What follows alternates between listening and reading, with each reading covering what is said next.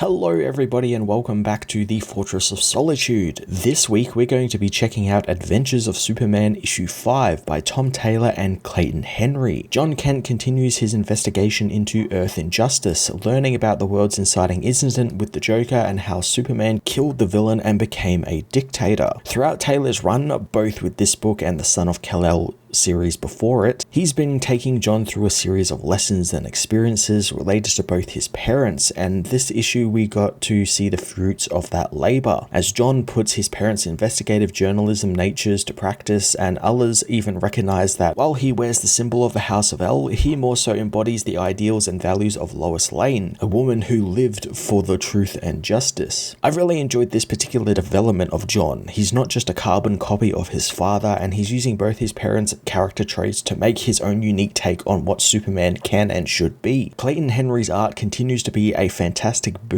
for the series, focusing on characters rather than action. It can be hard to make characters standing around talking about morality compelling or interesting at all, but Henry's bold line work succeeds at this, and like the previous issues, I continue to like the choice to not really have many detailed backgrounds. More pages have some one-color backgrounds or gradient backgrounds, and it works really well to draw the eye away from all of the background detail and the mess that you can usually get with these issues filled with so many characters, and draw your eyeline from all of that stuff to the characters' emotions. Focusing on the characters also affords Taylor the opportunity to revisit Harley Quinn. One of my main complaints about the Injustice universe when it was originally starting out was that Harley had plot armor thanks to being incredibly popular at the time, so she wasn't just going to be killed off by Superman or even thoroughly explored, despite being 100% involved in Lois's death and actually being the one who had the bomb implanted in her chest and everything. In that original run, it's barely even brought up, and when it is, it's barely even surface level. But here it's given a chance for Jon to act as Superman, and I like what he says to the woman and makes it known that he has no intentions to forgive her for what she did, but wants her to better herself from now on and be better and do better and speak better. And I like that's such a Superman thing to do, and it's an action that this Superman failed to take. It was a great little scene, and one that shows Taylor is willing to explore new avenues within this universe and the road not taken almost. Speaking of new things, thanks to Jon's involvement in the world, things do take a change as the regime ends up capturing Batman and his resistance, setting up the big finale of the story for the next issue with Superman against Superman. Damian's role, while less than last issue, is still an interesting one, since you can plainly see that he's manipulating Superman into attacking Jon, as well as his own father, and in a way, he's acting like Clark's son in this universe, and there's a great line where Damian reminds Clark that he's been there longer than this new Superman has, so he should trust him a bit more, almost implying that he's more of a son than Jon. It's a fascinating way to take the character, but one I wish we'd seen a little bit more of this issue, especially after the cliffhanger ending of the previous issue, which had him capture Jay Nakamura, something that doesn't really feel continued. We do get to see the captured Jay, but it's only for a brief moment, and it's almost like it didn't particularly matter at all. While Jon is trying to figure out what to do, Taylor brings back the crystal Lois gave him back in issue 2, a plot device I had actually completely forgotten until now, but it was used in a cool in-universe way to give Jon a little bit of a pep talk from his mother. It also led to Jon meeting this world's Ma and Pa Kent, which upon seeing them as essentially prisoners in Superman's home, ends up being one of the big deciding factors for Jon to stand up against his father,